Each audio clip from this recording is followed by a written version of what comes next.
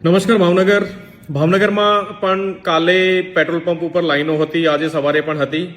તો એમાં હું જણાવવા માંગુ છું કે ભાઈ છેલ્લા 24 કલાકમાં પેનિક બાઇંગ એટલે કે ગભરામણની સાથે કે એનો સ્ટોક ખલાસ થઈ જશે એના લીધે જ લાઈનો લાગી હતી. અને છેલ્લા 24 કલાકમાં જે દરરોજ જેટલું મીન્સ કે સેલ થાય છે એની કમ્પેરિઝનમાં 2.5 થી 3 ગણું સેલ થયું છે.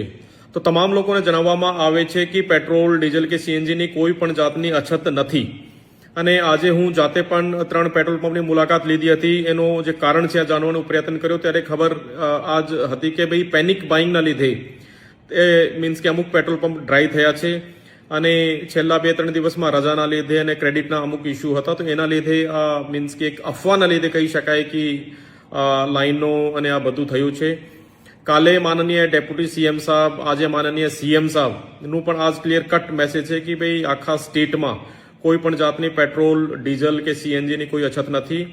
આપને ફક્ત એટલું કરવાનું છે કે પેનિક બાઇંગ એટલે કે ગભરામણની સાથે અથવા તો ચિંતિત થઈને કે ક્યારેક ખતમ થઈ જશે તો એવી રીતે ખરીદવાનું નહીં.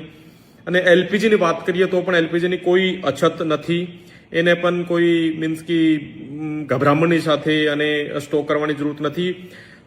આ જરૂર છે કે ભાઈ જ્યાં સુધી શક્ય હોય ત્યાં સુધી આપણે પીએનજી તરફ પાઇપ જે ગેસનું જે સિસ્ટમ હોય છે એની તરફ વળવાનું છે.